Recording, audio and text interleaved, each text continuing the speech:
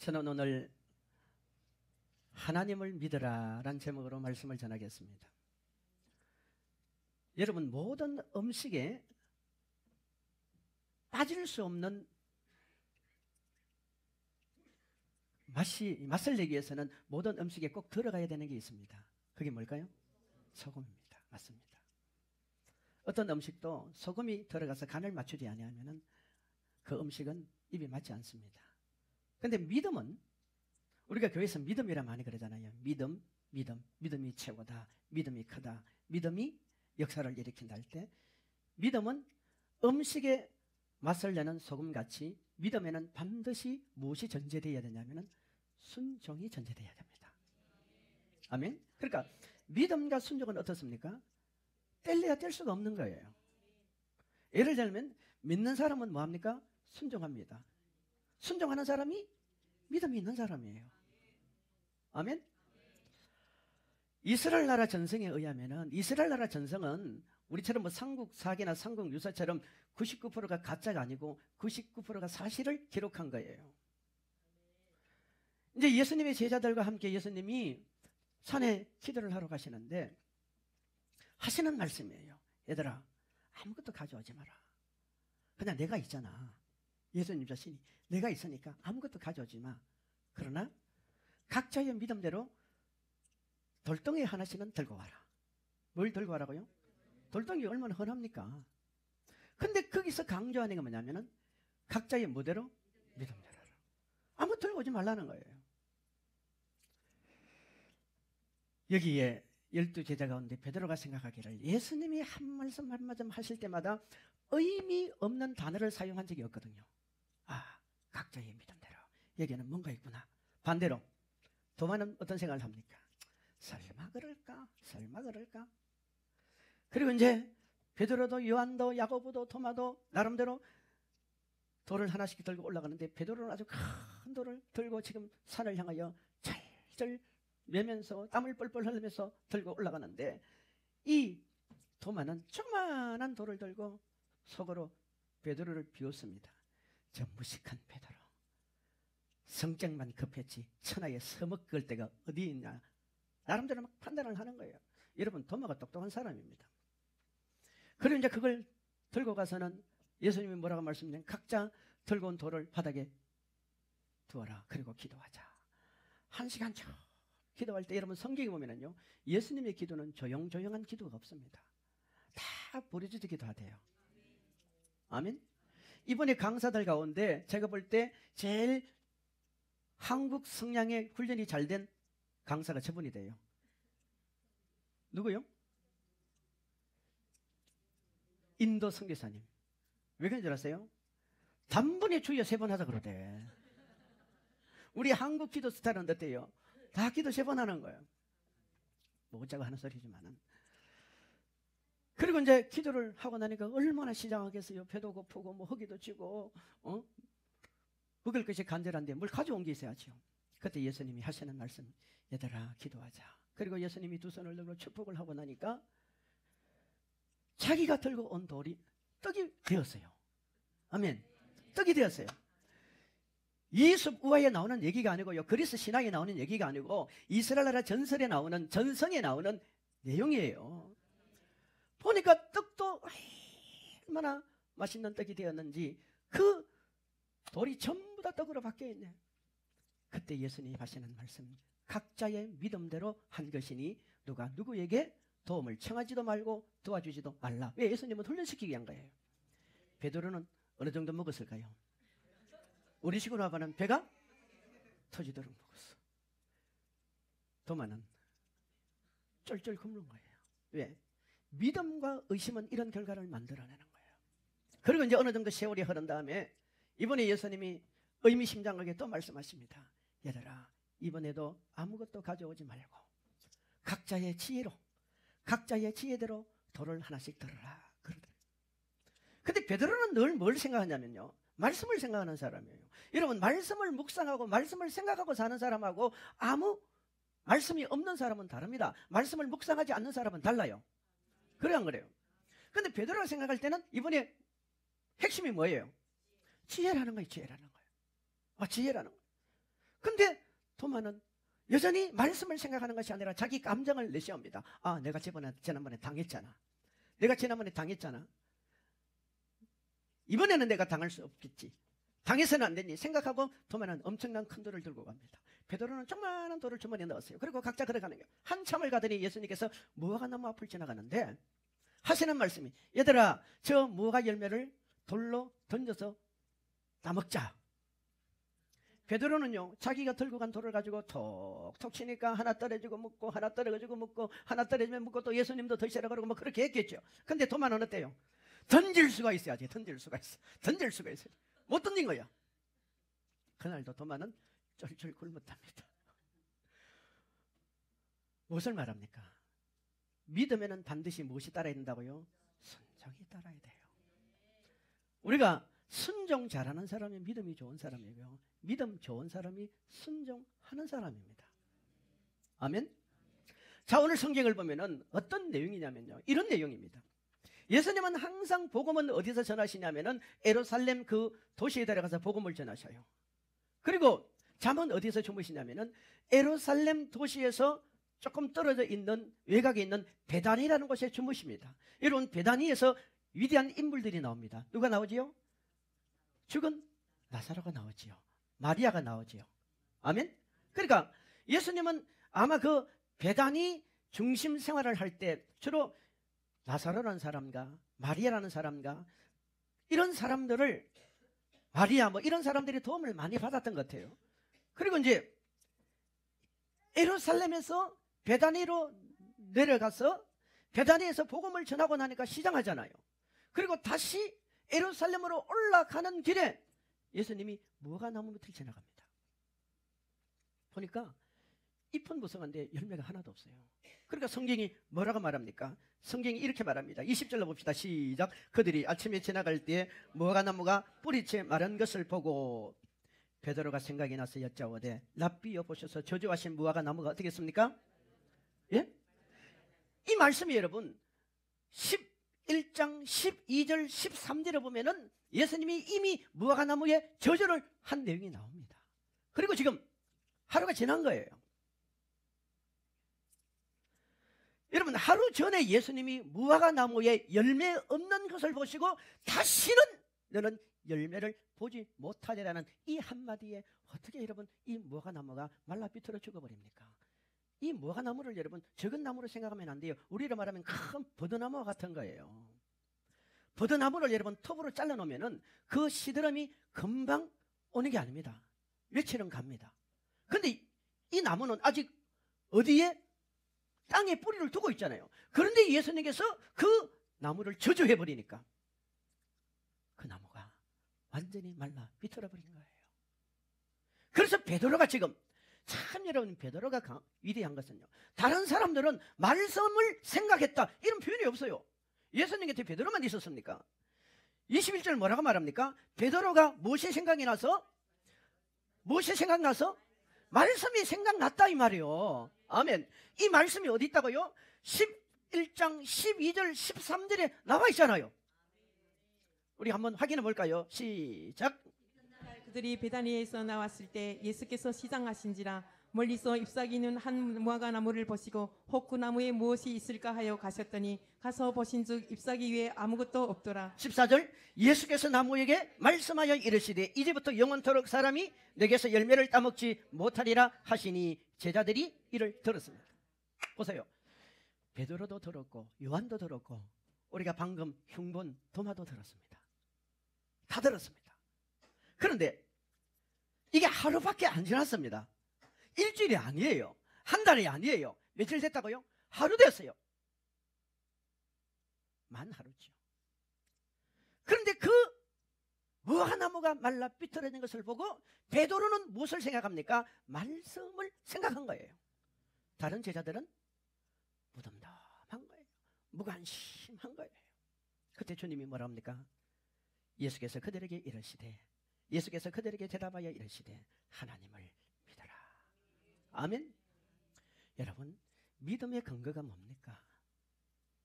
믿음의 근거가 뭡니까? 믿음의 근거는요, 하나님의 말씀입니다. 우리가 신앙생활을 하다 보면요, 각자가 받은 은혜가 다 달라요. 여기 우리 다니엘 강사를 보시는 분들 들어보세요. 다 받은 은혜가 다르잖아요. 저는 가끔 어떤 기대를 하냐면, 저분들은 하늘의 별도 따오나 보다.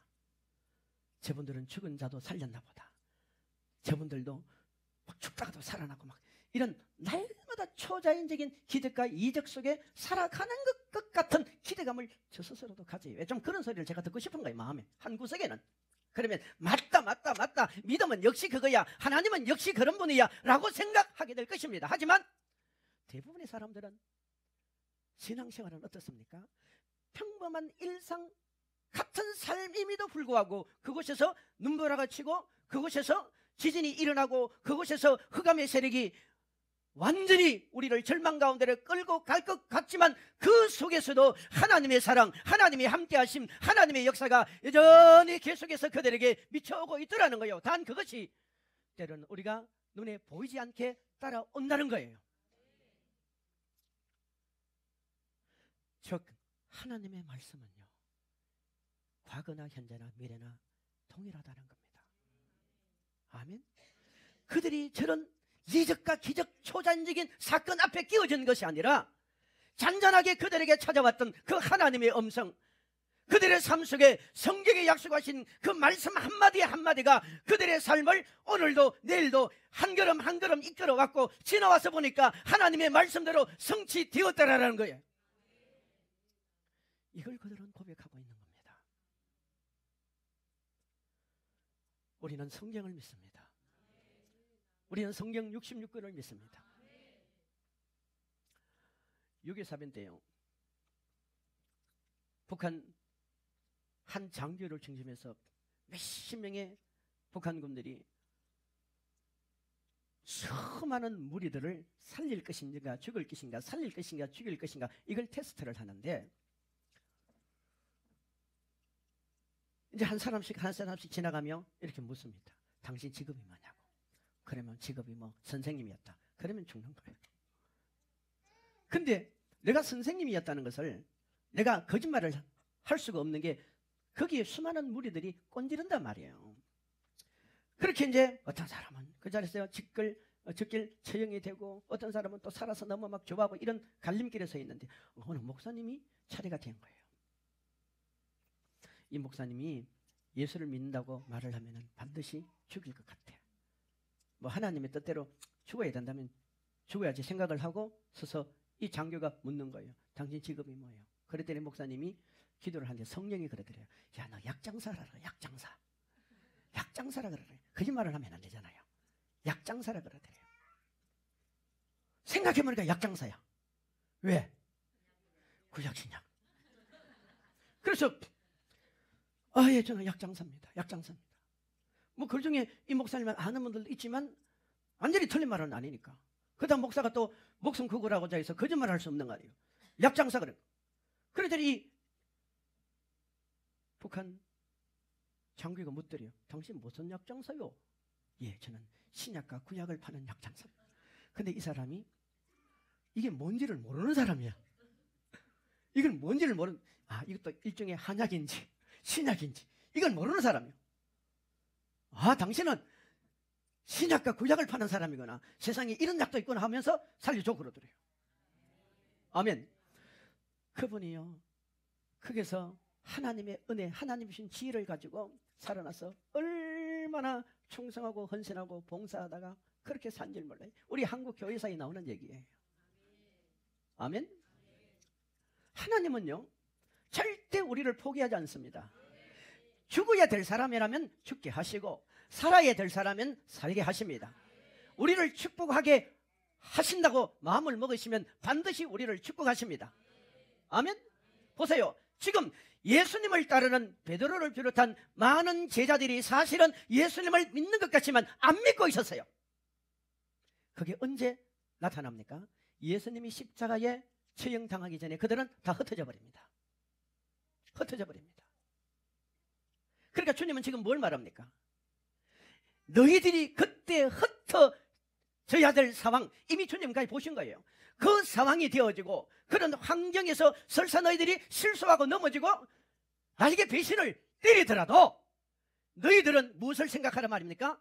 내가 너에게 말한 말씀을 뭐하라고요? 기억하라는 거예요. 말씀을 붙잡아라는 거예요. 말씀을 붙들고 말씀에 순종하라는 거예요. 왜? 믿음은 말씀 붙잡는 겁니다. 베드로가 어린 여자 앞에 자기의 목숨을 구걸하기 위해서 여러분 3번씩이나 예수님을 모른다고 저주합니다. 나중에는 어떻게 합니까? 부인하다가 욕하다가 저주합니다. 우리는 저주라고 말하지만 이스라엘 관점에서 보면은요, 그 나라 풍습으로 보면 이거는 해서는 안 될 말을 하는 거예요. 근데 그가 예수님을 저주하고 나서 바로 그에게 깨달아지는 게 뭡니까? 믿음이라는 거예요. 믿음이라는 거예요. 그 믿음이 뭡니까? 너는 오늘 닭 울기 전에 나를 뭐하리라? 3번 부인하리라는 말씀이 베드로의 가슴에 떨어져 있었잖아요. 떨어져 있어요. 근데 베드로가 비록 실수했습니다. 큰 죄를 저질렀습니다. 그럼에도 불구하고 베드로는 무엇을 붙잡은 겁니까? 말씀을 붙잡았잖아요. 말씀을 붙잡으니까 뭐가 되더라고요? 회개가 되더라 말이에요. 회개를 하니까 성령이 그를 도와주더라 이 말이에요. 그래서요, 믿음은요 2가지를 잘해야 됩니다. 따라합시다. 하나는 받아들이는 거. 받아들이는 거예요. 우리가 계속 받아들여야 돼요. 은혜를 받아들이고, 감사에 대한 말씀을 받아들이고, 진리에 대한 말씀을 받아들이고, 성경에 나오는 여러 가지 사건과 여러 가지 내용들을 받아들이고, 하나님의 말씀으로 계속 우리는 그 마음에 받아들여야 돼요. 아멘. 말하자면 잘 먹어야 된다 이 말입니다. 잘 먹어야 돼요. 드라마 보고 나면 드라마의 영혼이 남습니다. 가끔 저도 핸드폰을 예를 보면요, 핸드폰 가운데 옛날 노래 있죠. 옛날 노래. 옛날 노래나 동요. 뭐 끼뚤끼뚤끼뚤하미 뭐 어디서 울고.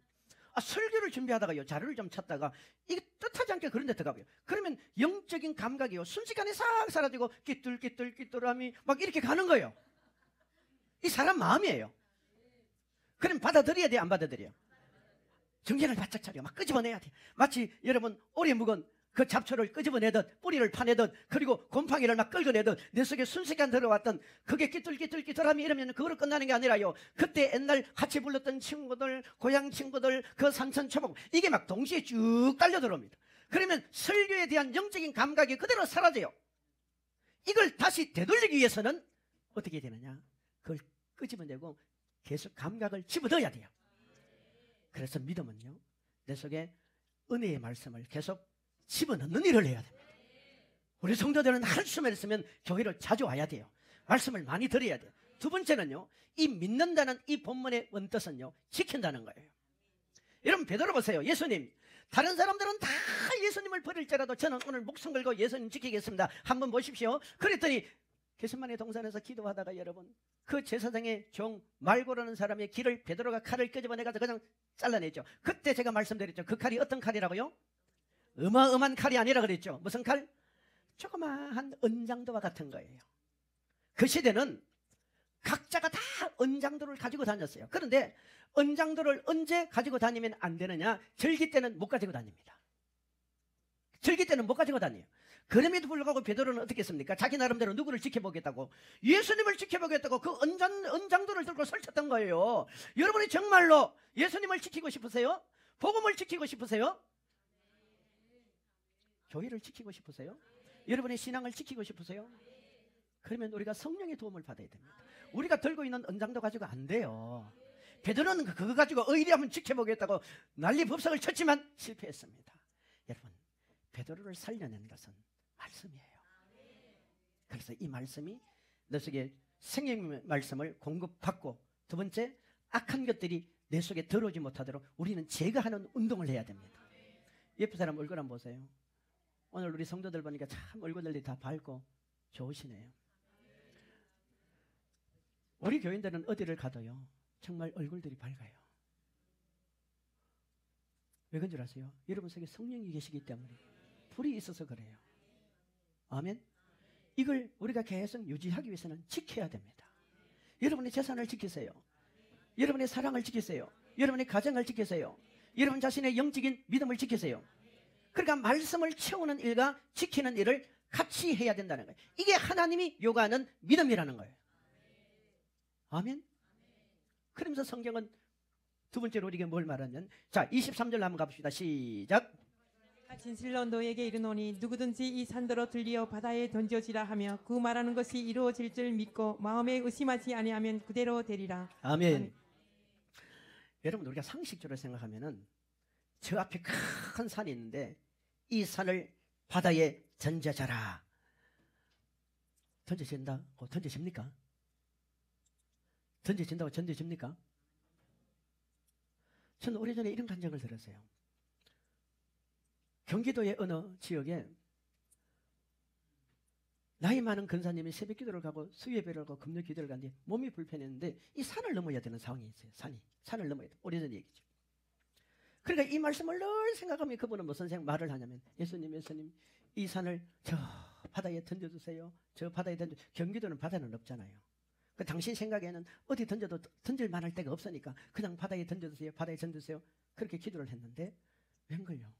그 지역이 신도시가 들어오게 됐어요. 신도시가 들어오겠어요. 그래가지고요. 포크레인이 와가지고 산을 다 깎아버리더래요. 바다는 아니지만 던져졌어요, 안 던졌어요? 던져졌어요. 아이고 목사님 우연이겠죠. 아니라니까요. 지금 예수님은 하나님을 믿으라는 이 말은요, 무슨 말입니까? 하나님을 믿는 사람은 하늘의 에너지, 하늘의 자원을 이 땅에 끌어내리라 이 말입니다. 따라합시다. 하늘의 에너지, 하늘의 자원을 이 땅에 끌어내려야 돼요.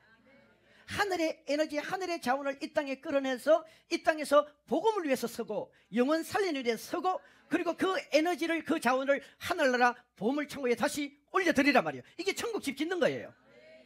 영적 신분 높이는 거예요. 믿기를 축원합니다.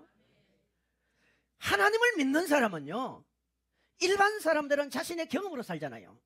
자신이 가지고 있는 지식의 한계, 자신이 가지고 있는 달란트의 한계, 자신이 가지고 있는 여러 가지 환경적인 한계를 가지고 계산을 하며 삽니다. 그러나 하나님을 믿는 사람은 성경이 뭐랍니까? 이 산을 저 바다에 던지는 어마어마한 큰 꿈을 가지고 살아라는 거예요. 여러분, 꿈은 축복의 그릇입니다. 꿈은 축복의 통로입니다. 우리가 큰 꿈을 가져야 거기에 축복을 담는 거예요. 아멘. 그릇을 날마다 비워놓으면 거기는 죄만 가득해집니다. 그릇을 날마다 비워놓으면 그 속에는 더러운 것만 가득하는 거예요. 그래서 우리 예수 믿는 사람은요, 꿈을 크게 가지고 비전을 크게 가지되 나를 보고 사지 말고 환경을 보고 살지 말고 뭘 보고 살아라? 하늘의 에너지를 가지고 끌어내는 믿음의 삶을 살아라 이 말이에요. 여러분, 감사한 건요, 하늘의 에너지는 특별한 사람에게 주어지는 게 아니에요. 기도하는 사람에게 주어집니다. 믿음으로 사는 사람에게 주어져요. 하늘의 에너지는 믿음으로 도전하는 사람에게 주어집니다. 이게 바로 여호수아에게 주어졌습니다. 이게 바로 모세에게 주어졌습니다. 여러분, 이게 바로 성경에는 다윗을 비롯한 모든 믿음의 사람들에게 전부 다 하늘의 에너지를 가지고 이 땅에 활용하여 산 사람이에요. 우리 친구 가운데 어제 통화를 하면 제가 그 얘기를 하다가 그 얘기했어요. 아무기 목사는 옛날에 구두 닦기 했잖아. 했지. 목욕탕 때밀이 했지. 때밀이 했지. 나 그것만 한 거 아니야. 나 연탄 배달도 하고 신문팔이도 하고 다 했어. 알아. 나도 알고 있어. 내가 서로 얘기하다가. 그래서 제가 무슨 말씀을 드리고 싶냐면요, 제가 그 친구를 봤어도 그렇고 제 자신을 봤어도 그렇고요, 여러분, 인생은요, 부모가 큰 유산을 물려주면 좋아요. 스펙이 없는 것보다는 스펙이 있는 거 좋아요. 못생긴 것보다는 잘생긴 게 좋아요. 키 작은 것보다 적당하게 조금 큰 것도 괜찮다고 생각을 해요. 안 그렇습니까? 근데 내 힘으로 안 되는 거 있잖아요. 이러면 자식이 내 힘으로 안 돼. 우리 가정사가 내 힘으로 됩니까? 이 목회가 내 힘으로 됩니까? 안 된단 말이에요. 하지만 믿음의 사람은요, 마치 이 산을 저 바다에 던지는 것 같이 뭘 하라 말입니까? 하늘의 에너지를 가지고 밀어내라 이 말이에요. 밀어내라 말이에요. 성령으로 밀어내고, 기도로 밀어내고, 말씀으로 밀어내고. 이게 하루아침에 되는 게 아니잖아요. 아멘. 하루아침에 되는 게 아니에요. 이 친구가 지금 메시아노 그 운동하는데, 알리아 운동을 하는데, 여기에 어마어마한 전국에 막 유명하신 분들이 동원되고 기도하는 분들이 동원해서 빚 다 갚았대요. 물론 그 교회도 크지만은 빚 다 갚았대요. 야, 의외로요, 우리 한국교회 믿음으로 살고자 하는 사람이 참 많아요.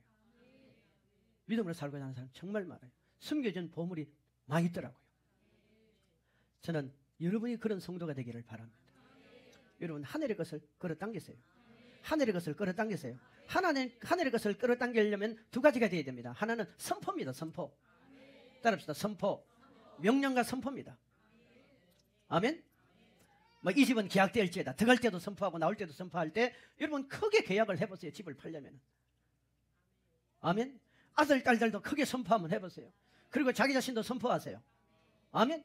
선포하는 사람은요, 기도하는 사람이에요. 우리가 기도를 많이 하면요, 큰 영역이 오고 힘이 와요. 기도를 많이 하면 어떤 일이 있는 줄 아세요? 상대의 마음이 읽혀진다니까요. 그걸 100% 얘기를 하면 안 돼요. 그게 좋을 수도 있고 안 좋을 수도 있고 또 좋아도 나중에 그게 시험거리가 되더라고요. 그래서 목회자는 영적인 경험을 가지고 영적인 감각을 가지고 언제나 나를 드러내는 것이 아니라 예수님을 드러내야 돼요. 하나님의 유익을 드러내야 돼요. 여러분 기도를 크게 하면요, 이 지구가 손에 잡힌다니까요. 진짜라니까요. 지구본 한번 잡아보실래요? 여러분 집에 있는 그 지구본 말고 이 마음에요, 이 지구가 손에 딱 잡혀요. 이 하늘에 있는 별을 따다준다 그지요? 그게 진짜라니까요. 별이 손에 잡힌다니까요. 저걸 당기면 저 별이 내 쪽으로 끌려올 것 같아. 진짜로 끌려올까요, 안 올까요? 안 옵니다. 하지만 그런 마음이 생기고 그런 담대함이 생긴다니까요. 이게 하늘의 영역이야.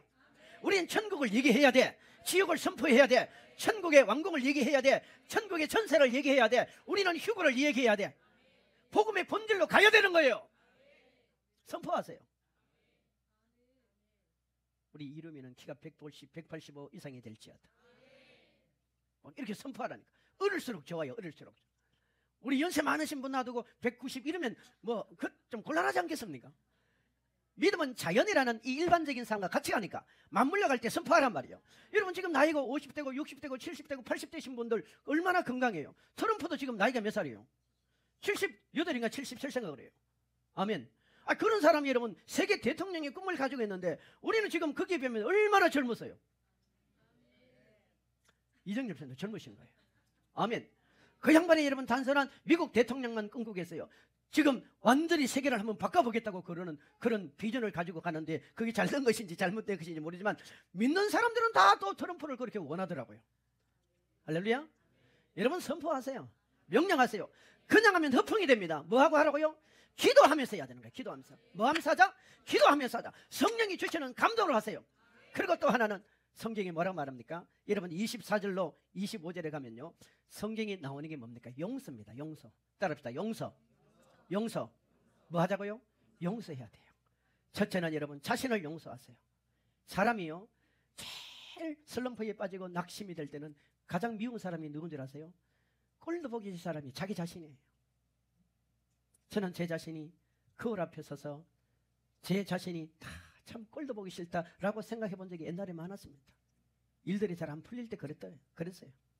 근데 지금은 저를 얼마나 축복하는지 몰라요. 옛날에는 키 작다는 생각을 했지만 지금은 가장 적당하다고 생각합니다. 감사한 건 저를 만나는 사람마다 다 나이가 세월이 거꾸로 간다 해주니 그것도 감사한 일이에요. 이번에 우리 주변의 목사님 칠순 잔치를 했는데 그분이 칠순이잖아요. 거기에 초청받은 사람이 8명이 가정이 초청을 받았는데 거기에 제가 들어갔어요. 그러니까 그분 동료 중에 한 분이 저보고 물어요. 혹시 목사님도 60이 넘으시냐고. 아무래도 칠순잔치 친구들이 모였다는데 이 정도 같으면 60은 넘었을 것 같은데 제가 60 넘었냐고는 묻더라고요. 그래서 내가 아니요 60들밖에 안 됐어요.